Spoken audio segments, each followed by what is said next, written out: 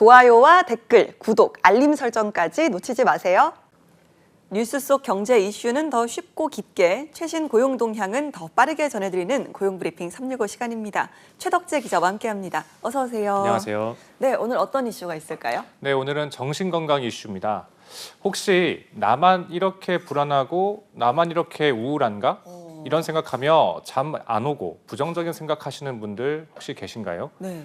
서울 시민 2명 중 1명은 외상 후 스트레스 증상이나 우울, 불면증 등 정신건강 문제로 이런 생각하는 분들이 많다는 조사 결과가 있었습니다.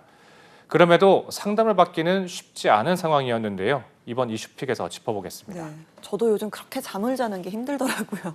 자, 서울 시민들의 정신건강에 적신호가 들어온 상황 어느 정도입니까? 네, 서울연구원이 19세에서 74세 서울 시민 2,179명을 대상으로 정신건강에 대한 설문조사를 진행했는데요. 그 결과 서울 시민의 52.5%는 한 개 이상의 정신건강 문제를 가지고 있다고 답했습니다. 외상 후 스트레스 증상을 겪는다는 시민이 33.8%로 가장 많았고요.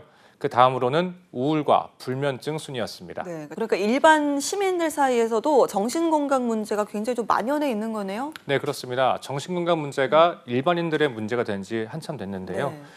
우리는 흔히 이런 정신적인 문제가 어떤 특정 문제가 크게 있어야만 발생한다고 생각하기 쉬운데 우리 일반 시민 사이에서도 만연해 있었습니다. 특히 청년층의 정신건강 문제가 가장 심각했는데요. 청년층은 우울, 불안, 불면증, 외상 후 스트레스 증상, 알코올 중독, 자살 생각, 자살 시도 등 모든 정신건강 문제에서 중장년과 노년보다 유병률이 높은 것으로 조사됐습니다. 네, 이렇게 시민들의 정신건강에 문제가 생긴 원인은 좀 어떻게 봐야 될까요? 네, 정신건강 문제가 생긴 원인은 세대, 경제활동 여부, 직업 등 여러 요인에 따라 다양했는데요. 이번 연구를 진행한 서울연구원은 우울의 경우 청년과 중장년은 경제적 어려움이나 미취업 상황에서 스트레스를 받기 때문이라고 분석했습니다. 반면 노년 우울군은 가까운 사람의 죽음과 본인의 신체적 질병에 스트레스를 받는 경우가 많다고 합니다. 네, 이렇게 많은 시민들이 정신건강 문제를 호소하는 상황인데 적극적으로 좀 치료는 이루어지고 있었습니까? 네, 이번 설문조사에서 정신건강에 문제가 생겼다는 생각이 들었을 때 어떻게 대처하는가를 물었는데요. 적절한 시기에 문제를 발견하고 치료하는 사례는 그닥 많지 않았습니다. 응답자의 49.2%는 오히려 도움을 받지 않고 스스로 해결한다고 답했는데요. 가족이나 친구, 지인에게 이야기한다는 답변도 비슷한 수치였습니다. 반면 아무런 대처도 하지 않는다는 답변도 16%나 됐습니다. 이와 달리 관련 전문기관의 도움을 받는다는 답변은 13%에 그쳤습니다. 네, 사회적 인식도 과거와는 많이 달라졌습니다. 그럼에도 이렇게 전문기관의 도움을 받기 어려웠던 건 왜였을까요? 네, 가장 큰 원인은 비용입니다. 앞서 짚어봤듯 정신건강 문제를 겪는 청년과 중장년은 경제적 어려움과 미취업으로 인한 스트레스가 컸는데요. 이런 상황에서 한 번에 10만 원 가까이 하는 사설 상담소의 상담 비용은 부담으로 다가올 수밖에 없기 때문입니다. 네, 최근에는 공공부문에서 운영하는 정신건강 서비스도 많이 생겼잖아요. 여기도 좀 이용에는 어려움이 많은 걸까요? 네, 그렇습니다. 일단 서울시에서는 자치구마다 정신건강복지센터를 운영하고 있습니다. 하지만 이 센터는 조울증과 같은 중증 정신질환자나 자살 고위험군에 대한 관리를 중점적으로 하고 있어서 애초에 대상에 속하지 않는 겁니다. 네, 그렇다면 일반 시민이 공공부문에서 정신건강 상담을 좀 받고 싶다. 이럴 땐 어디로 찾아가야 될까요? 네, 일반 시민이 정신건강 상담을 받으려면 보건소나 심리지원센터, 마음상담소 또는 상담 대상이 정해져 있는 1인 가구 지원센터 등을 찾아가야 합니다. 문제는 이들 기관이 정신건강과 관련한 전문성이 다소 떨어진다는 측면이 있습니다. 물론 서울시에서 여러 기관을 통해 대상별 심리상담을 포함한 일반 상담과 프로그램을 제공하고는 있는데요.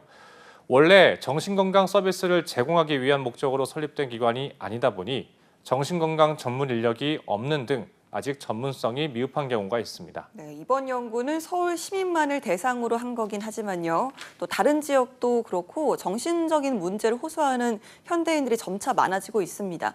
그런 만큼 이런 서비스를 받는 게 좀 더 쉬워지면 좋을 텐데요. 네, 그렇습니다. 일반 시민들도 이제는 필요할 때 전문적인 정신건강 서비스를 쉽게 받을 수 있는 환경이 마련돼야 한다는 목소리가 나오고 있습니다. 그러기 위해선 공공부문에서의 정신건강 서비스를 확대할 필요가 있는데요. 서울연구원은 중증 정신질환자를 대상으로 하는 정신건강복지센터는 현재처럼 운영을 하되 일반 시민들이 이용하는 각종 상담센터의 전문성을 높이는 게 대안이 될 수 있다고 했습니다. 네, 이렇게 공공부문의 정신건강 서비스를 늘리고 또 전문화하려면 여기에 맞는 인력도 더 필요하지 않을까요? 네, 맞습니다. 지금보다 훨씬 많이 필요하겠죠. 정신건강 사회복지사 등 전문 인력을 늘리거나 기존 인력의 전문성을 높이는 일이 그 전제가 되어야 하겠는데요. 이를 위해선 따로 시에서 교육 등을 지원하는 방안도 필요해 보입니다. 또 시민들의 정신건강 문제를 정확하게 진단하고 체계적으로 분류하기 위한 통일된 진단 도구와 지침도 마련이 되어야겠죠. 무엇보다 공공부문의 정신건강 서비스를 적극적으로 홍보해야 한다는 지적도 나왔습니다. 여전히 정신건강에 대해 가볍고 편하게 접근하기보다는 밝히고 싶지 않고 무겁게 생각하는 경향이 커서 치료받으려는 노력이 적기 때문입니다. 네, 알겠습니다. 자, 한컷 이슈 어떤 소식 준비하셨나요? 네, 가을은 유난히 결혼하는 분들이 많죠. 축하하는 마음과는 별개로 덩달아 늘어나는 고민도 있습니다. 바로 축의금입니다. 마음 같아서야 많이 주고 싶지만 그럴 수만은 없는 현실에 상대와 내가 얼마나 친한 관계인지를 생각하며 액수를 고민하게 되기 때문입니다. 그렇죠. 정말 뭐 영원한 난제가 아닐까 싶습니다. 대체 얼마를 내야 적당할까? 이 문제만큼 어려운 문제도 없더라고요. 네, 저도 주변에 낼 일이 많아서 참 어려운 문제라고 생각을 하고 고민해도 늘 어렵습니다. 최근 한 카드사가 고객들을 대상으로 알고 지내는 사이엔 축의금을 얼마나 내야 하는지 설문조사를 했는데요. 평균 8만 원을 내는 것으로 조사됐습니다. 응답자의 53%가 5만 원 이하를 낸다고 답했고 5만 원 초과 10만 원 이하를 낸다는 응답은 44%였습니다. 그럼 친한 사이라면 단순히 알고 지내는 사이보다는 더 낼 것 같은데요. 적정 축의금 얼마 정도로 생각했습니까? 네, 응답자의 절반가량이 친한 사이에는 5만 원에서 10만 원 이하를 낸다고 밝혔습니다. 그런데 이때 친분 정도와 축의금 액수에 고려되는 기준이 또 따로 있었는데요. 바로 동반자 있는지 여부와 결혼식장의 식대입니다. 만약 호텔처럼 식사비가 비싼 곳이라면 축의금을 조금 더 많이 낸다고 응답한 사람이 61%나 됐고요. 또 같이 간 동반자가 있으면 축의금을 더 낸다는 응답도 76%에 달했습니다. 네, 알겠습니다.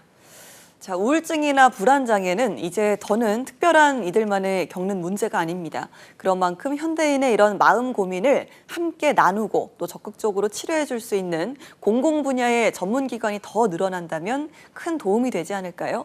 최덕재 기자와 함께했습니다. 고맙습니다. 네, 감사합니다. 네, 지금까지 고용브리핑 365였습니다.